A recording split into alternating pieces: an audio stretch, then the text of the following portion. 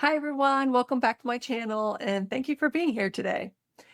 Sometimes when somebody walks away from spiritual content thinking this isn't just for me, the concepts aren't really the problem. It's because the language got in the way before the concepts even had a chance to land. And a lot of this has nothing to do with how your brain works. It's about what happened to the language long before it reached you. In the last video, we talked about why spiritual language is fundamentally hard to grasp. We looked at how the human brain acts as a reducing valve, how mystics used intentional paradox to stall the linear mind, and why ancient writers were attempting the impossible, using a language built for the finite to describe the infinite. I will put a link in that video in the description below. But the confusion doesn't stop there. Spiritual language has also picked up an enormous amount of additional weight along the way through translations, through religious history, through spatial misdirection, and through some modern habits that just have made things way more murkier than they need to be. Today, in part two, we're going to explore not the mechanics of the brain, but the cultural and linguistic traps that have accumulated around spiritual language and made it even harder to navigate. Once you see these traps clearly, you can stop tripping over the words and you can actually get to what they're pointing at. Part one, the translation gap. A massive amount of spiritual wisdom we access today wasn't originally written or spoken in English. It came from ancient traditions working in languages like Sanskrit, Aramaic, Hebrew, and Greek. One thing to keep in mind is that a language develops its vocabulary around whatever people speaking it are exploring, studying, talking about, and documenting. Modern English grew alongside the scientific revolution, the industrial age, and global commerce. It's extraordinarily precise when it comes to describing physical objects, legal contracts, and material sciences.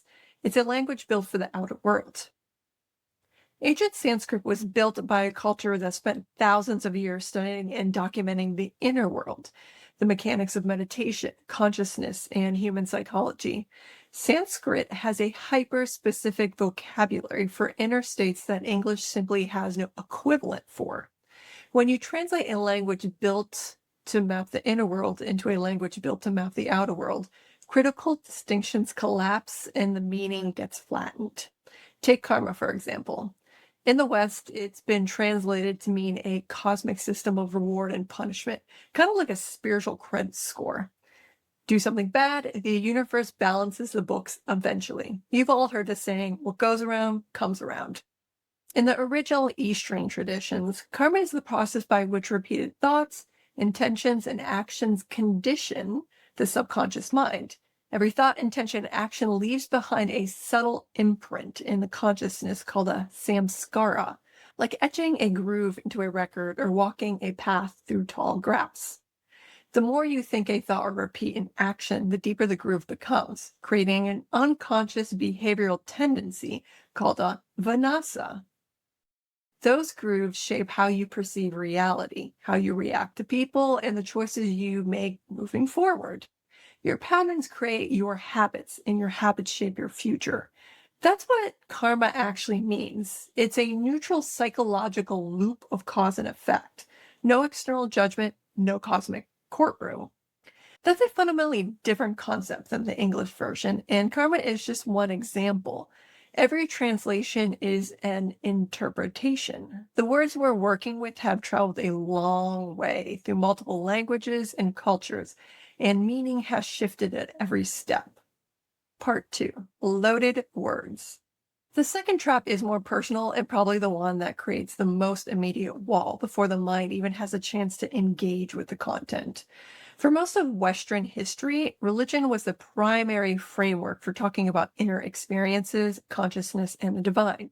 So the vocabulary we inherited from this territory is religious vocabulary, words like God, surrender, and faith.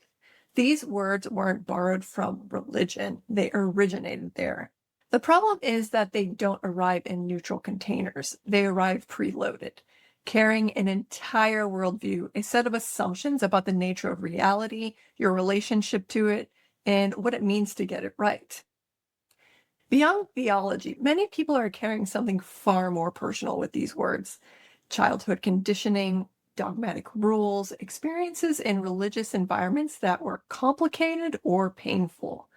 For someone genuinely exploring spirituality or energy healing, encountering this vocabulary can create an immediate wall. And for people who have experienced religious trauma, it just doesn't create friction. It can stop the entire inquiry before it even starts. When a modern spiritual teacher uses the word surrender, for example, they mean an energetic release, dropping psychological resistance so energy can move more freely through you. It's a direct, powerful inner move. But if the word carries submission or fear or the memory of an authority figure that just didn't feel safe, it triggers a defense response before you've even considered the concept. The word becomes a wall between you and the idea that it's pointing at. The concept wasn't wrong. The word is carrying too much specific history to transmit a new meaning clearly. And until we develop a more precise vocabulary for this territory, it's worth knowing that when a word stops you in your tracks, the reaction is likely to the history of the word rather than the idea underneath it. Those are two different things. Learning to separate them is itself a useful practice. Part 3: The Wrong Direction. The spatial metaphors embedded in spiritual language don't just create confusion, they point you in the wrong direction entirely. We talk constantly about ascending, reaching higher consciousness, shifting timelines, and moving into a new dimension. We are essentially going somewhere else. That language creates an implicit assumption that what you're looking for is out there, something external. That if you get high enough or far enough or deep enough into some external field, you have finally arrived. But that's not how it works. Consciousness doesn't expand by going somewhere else. It expands by recognizing what was already within you. The direction of the work is inward, not upward, not outward, not towards some external source you need to reach. That expansion happens within. The shift happens within, the work happens within. I know this because I have spent years trapped in this myself. In my meditation practice, I kept trying to find God outside of me, as if my consciousness had to leave my body and go somewhere else. It was like an automatic response. It took time to retrain my awareness to rest in the recognition that God was already within me. The spatial trap doesn't just confuse the direction of our search for God, it actively reinforces the concept of separation. When spiritual language is using words like higher or ascending, it's pointing at widening of an internal awareness, not movement through space and time. This is why the outward search always eventually runs dry. Teachers, experiences, retreats, and practices, these can absolutely support the process. But the moment you believe the thing itself is located outside of you, you've been pointed in the wrong direction. The source of what you're looking for is the same awareness doing the looking. Part 4: The Quantum Word Salad. The confusion isn't always on us as the listeners. Sometimes the language itself has been handled in a way that creates real problems. I personally experienced this directly in an energy healing class once. The teacher kept using the term quantum resonance to explain something specific to the energy healing modality. Me being me, I looked it up. If you are going to reference science or psychology in a class, I will look it up to gain a better context around what you are talking about. So while doing this research on quantum resonance, I found that it was not remotely the same thing as what was being taught in the class. So, of course, I raised my hand and I asked if we could revisit that concept. The teacher's response was essentially, it's just a word we borrowed because it sounds more sophisticated than calling it something we just made up. It doesn't actually relate to the physics concept. Okay, I understand the impulse. When you're working with generally new concepts or energy patterns, you have to call them something. Building new vocabulary from scratch is hard, especially when existing spiritual language has been overused or carries baggage.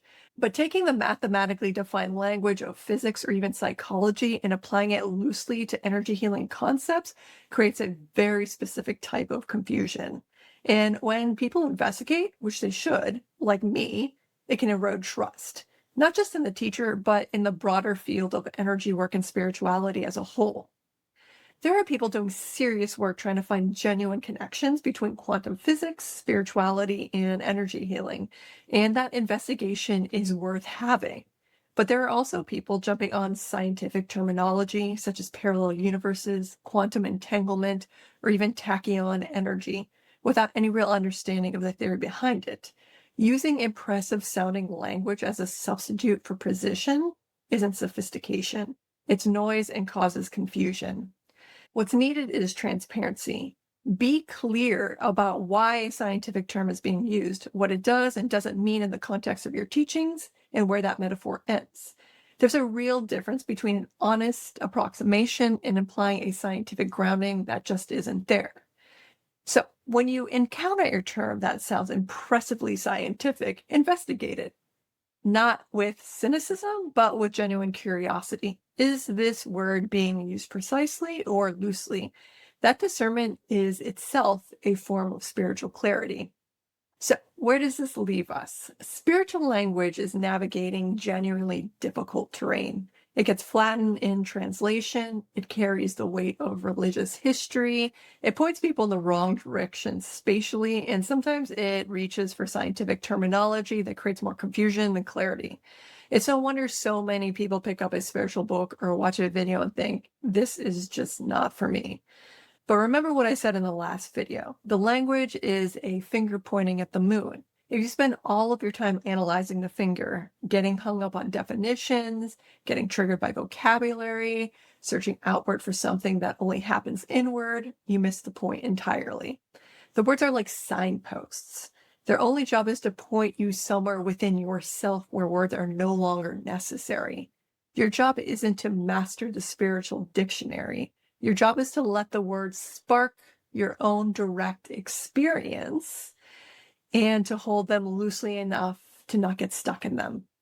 So if you enjoyed today's video, please like, subscribe, and hit that notification bell. Also, please leave in the comments if you've ever got turned off by any type of spiritual language and why. I'm really genuinely curious to know. And remember to tune in, listen deeply, shift completely, and bloom. Thank you for being here, and I'll see you in the next video.